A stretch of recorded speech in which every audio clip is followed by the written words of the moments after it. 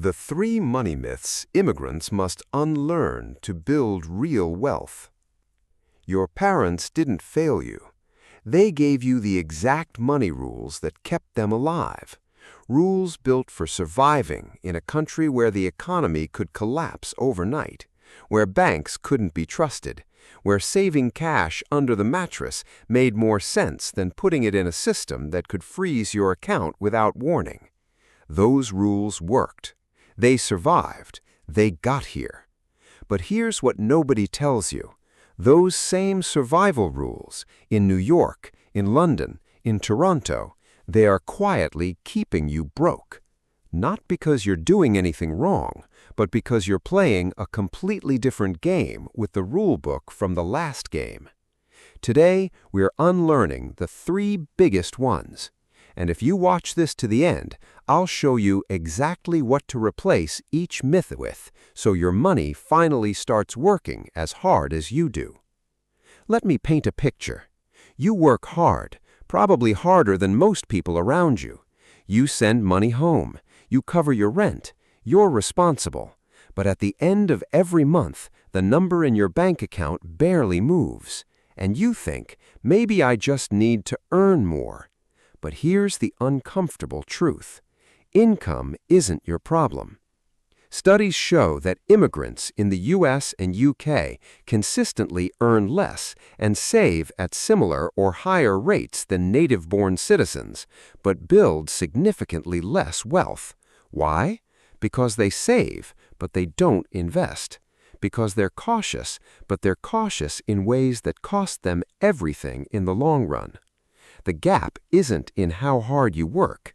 The gap is in three myths, inherited money beliefs that were never meant for the economy you're living in now. Let's go through them one by one. Myth number 1. Cash is king. Never trust what you can't hold. In many countries our parents came from, this wasn't a myth, it was wisdom. When the naira crashed 40% in a single year, when the Zimbabwean dollar became worthless overnight, when governments froze bank accounts during political crises, cash you could hold was the only thing that was real. So we inherited this belief. Real money is money you can see and touch. And it sounds reasonable until you understand what cash actually does in a Western economy. Here's what's happening to your savings right now, while you feel safe holding cash.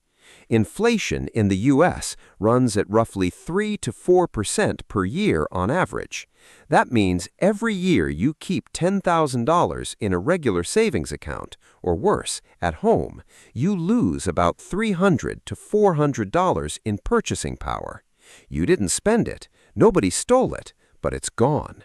Over 10 years, that $10,000 in cash has the buying power of roughly $7,000. You lost $3,000 by doing nothing. This is called the invisible tax on caution, and immigrants pay it more than anyone else. What to replace this myth with? Cash is for emergencies, 3 to 6 months of expenses, in a high-yield savings account that at least fights inflation. Everything above that, it needs to be working. Index funds, retirement accounts, assets that grow while you sleep. Your parents were right to distrust a broken system. Your job is to use the functioning one you now have access to before time runs out.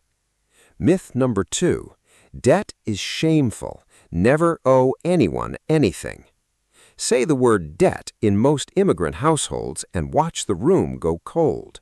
Because back home, debt meant dependence. Debt meant vulnerability. Debt meant a lender could show up and take everything. You borrowed from family, quietly, carefully, and you paid it back fast. You did not owe strangers money. So when we arrive here, we avoid credit cards, we avoid loans, we save up and pay cash for everything we can, and we feel virtuous doing it. Here's the problem. In the Western financial system, debt is the language money speaks. Your credit score, which determines whether you can rent an apartment, get a mortgage, qualify for a business loan, or even sometimes get certain jobs, is built entirely on how well you use and repay debt. If you avoid debt completely, you don't have a good credit score. You have no credit score, which to a bank looks almost as bad as a bad one. More importantly, not all debt is equal. There is destructive debt, high-interest credit cards, payday loans, financing things that lose value. Your parents were right to avoid this kind. And there is constructive debt, a mortgage that builds equity in an appreciating asset, a business loan with a clear return, a student loan that dramatically increases your lifetime earnings. This kind of debt is how most wealth in the Western world gets built. The myth isn't that debt is bad. The myth is that all debt is the same. What to replace this myth with? Build your credit score deliberately. Get one credit card, use it for one regular purchase, groceries, fuel, and pay the full balance every single month.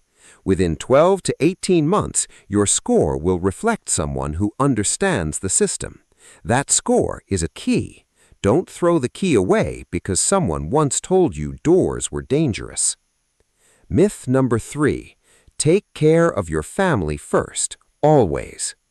This one is the hardest to say because it's not wrong, it's just incomplete. For most of us, the entire reason we came here was family. The plan was always get stable, then pull everyone up. And remittances, money sent back home, represent one of the largest financial flows in the global economy. Over $800 billion sent home by immigrants every year worldwide. That's love, that's loyalty, that's real. But here's what happens in practice. You arrive, you start earning, the requests come, and they come from people you love, people who sacrificed for you, people who need it. So you send. And you keep sending, and somewhere in the middle of taking care of everyone else, you forget to take care of future you. You hit 45 with no retirement savings, no investments, no assets in your name, just a long history of being generous and a future that depends on your children doing for you what you did for your parents. The cycle continues. The wealth never compounds. The family never actually gets ahead. It just survives one generation at a time. What to replace this myth with? The airplane oxygen mask rule. And I mean this literally. You cannot pull your family out of poverty from poverty. You can only lift them from a position of stability. That means paying yourself first, before remittances, before family requests, is not selfishness, it is strategy. Put 10 to 15% of every paycheck into your retirement account and investments first. Automate it so it's gone before you see it. What remains is what you budget from, including what you send home. You are not abandoning your family by investing in yourself. You are building the foundation that will let you do far more for them in the long run than monthly transfers ever could. Resolution: what all 3 myths have in common. Here's what I want you to notice. All 3 of these myths came from the same place, a real experience of financial trauma. Hyperinflation, predatory lenders, scarcity. Your parents' rules made complete sense in the world they lived in. But you live in a different world now, and the most powerful thing you can do, not just for yourself, but for every person who comes after you, is to update the operating system. Not abandon where you came from, not pretend the old world didn't shape you, but layer new knowledge on top of it. Understand the new game, play it with intention, and build the kind of wealth that doesn't disappear in one generation. That's what this channel is for. If this video hit different, if you recognized yourself or your family in any of these 3 myths, share it with someone who needs to hear it. Not because it's embarrassing, but because we don't talk about this enough, and silence is exactly how these myths survive another generation. Subscribe if you want more of this. Every week, we break down the money rules the Western financial system assumes you already know, so you can stop playing catch-up and start building for real. Your future self, and honestly, your future family, is counting on you making that decision today. I'm Ralph, your money guy. I'll see you in the next one.